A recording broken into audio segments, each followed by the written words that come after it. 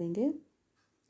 Circulatory system comprises of heart and blood. Circulatory system हृदय और रक्त के द्वारा बनता है।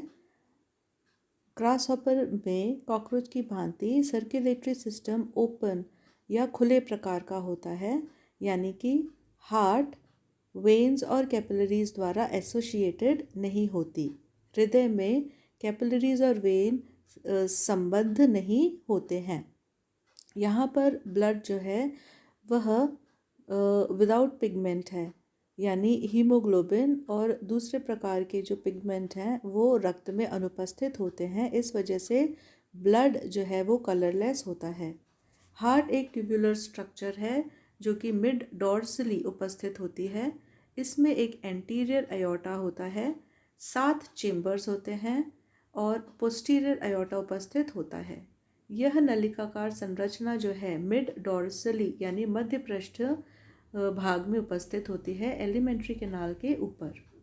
हृदय एलेरी मसल्स के द्वारा थोरेसिक कैविटी में सस्पेंडेड रहता है। ये अलेरी मसल फैन शेप्ड होते हैं जो कि एक तरफ से हार्ट से जुड़े होते हैं और दूसरी तरफ डॉर्सल सेप्टम यानी पृष्ठीय पट द्वारा जुड़े हुए होते हैं।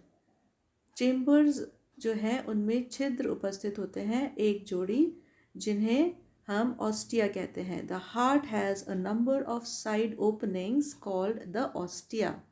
और ये ऑस्टिया जो हैं वाल्व युक्त होते हैं जो कि ब्लड का फ्लो एक ही दिशा में करते हैं, यानी साइनस द्वारा ब्लड जो है वो केवल हार्ट में पहुंचता है, हार्ट से वापस पीछे की तरफ प्रवाहित नहीं होता है। ओपन सर्कुलेटरी सिस्टम का मतलब होता है कैपिलरीज और वेन का अनुपस्थित होना और दूसरा कोटर यानी साइनसेस की उपस्थिति। साइनसेस कटोरी नुमा या ओपन स्पेस होते हैं जिनमें हमारे ऑर्गन और टिश्यू ब्लड में नहाते हैं या बेद करते हैं।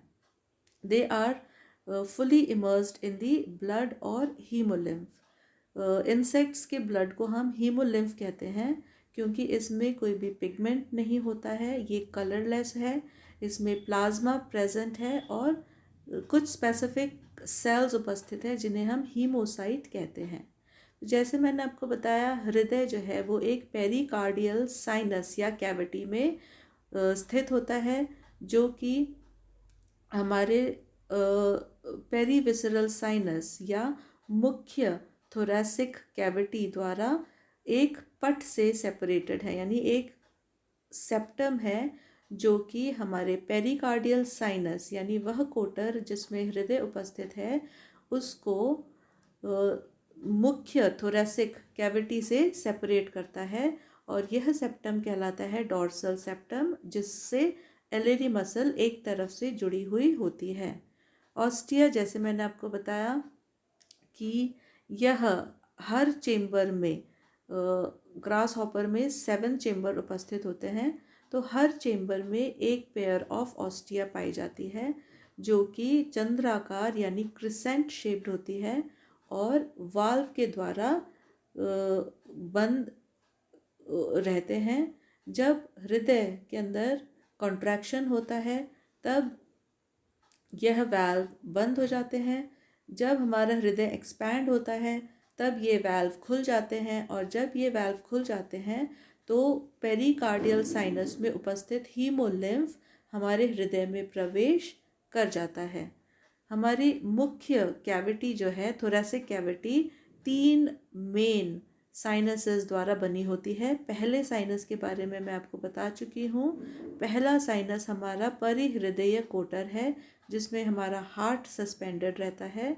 दूसरा हमारा साइनस कहलाता है पेरीविसरल साइनस जिसमें हमारे अदर विसरल ऑर्गन सस्पेंडेड रहते हैं, आंतरंगीय अंग उपस्थित होते हैं। पेरीविसरल साइनस एक तीसरे साइनस जो कि पेरीन्यूरल साइनस कहलाता है उससे एक और अधर पट द्वारा सेपरेटेड होता है और यह अधर पट कहलाता है ventral diaphragm. Both dorsal diaphragm and ventral diaphragm are perforated, that is pores are present in them through which the hemolymph passes and ultimately reaches the heart. तो ये जो पट होते हैं इनमें छिद्र उपस्थित होते हैं जिनके द्वारा हीमोलिम्फ ऑस्टिया से होता हुआ हृदय में फिर से पुनः प्रवेश करते हैं। तो हर एक एब्डोमेन से संबद्ध प्रकोष्ठ या हार्ट के चेंबर होते हैं। जब एलेरी मसल कॉन्ट्रैक्ट करता है तो यह चेंबर खुलते हैं या एक्सपैंड होते हैं, जिसके द्वारा ऑस्टिया में उपस्थित वाल्व खुल जाते हैं और ब्लड या हीमोलिम्फ पेरिकार्डियल साइनस से वापस हृदय में प्रवेश करता है। दो मुख्य सेप्टम द्वारा हमारा मेन थोरेसिक कैविटी जो है वो सेपरेटेड है। पहला जो सेप्टम है वह डॉर्सल डायाफ्राम या सेप्टम कहलाता है। दूसरा हमारा सेप्टम वेंट्रल सेप्टम या वेंट्रल डायाफ्राम कहलाता है। इस प्रकार इन दो सेप्टम की उपस्थिति से जो मेन थोरेसिक कैविटी है वह 3 साइनस या कोटर में विभक्त है। पहला कोटर कहलाता है पेरिकार्डियल साइनस या परिहृदय कोटर। दूसरा साइनस कहलाता है पेरीविसरल साइनस यानी परिआंतरंगीय साइनस। और तीसरा कहलाता है पेरीन्यूरल साइनस यानी परितंत्रिकीय कोटर। पेरीन्यूरल साइनस में हमारे वेंट्रल नर्व कॉर्ड स्थित होते हैं। रक्त का सर्कुलेशन इस प्रकार से होता है। जब हृदय प्रकोष्ठ में लयबद्ध संकुचन होता है तो ऑस्टिया खुलती है और खुलने पर हृदय में रक्त जो है वो प्रवेश करता है और आगे की ओर उपस्थित अग्र महाधमनी में जाता है। अग्र महाधमनी से रक्त सिर पेरीविसरल कैविटी तथा पेरीन्यूरल कैविटी में जाता है, जहाँ से रक्त पेरीन्यूरल कैविटी से होता हुआ टांगों में जाता है।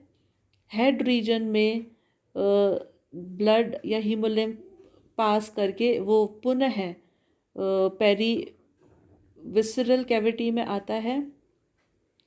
पेरीन्यूरल कैविटी से रक्त टांगों में जाकर पुनः पेरीविसरल कैविटी में आता है। पेरीविसरल कैविटी से रक्त डॉर्सल डायाफ्राम में उपस्थित छिद्रों के द्वारा कार्डियल कैविटी में आता है। पेरिकार्डियल कैविटी में फिर रक्त ऑस्टिया से होता हुआ हार्ट के चेंबर्स में आता है। इस प्रकार से ब्लड का सर्कुलेशन होता है।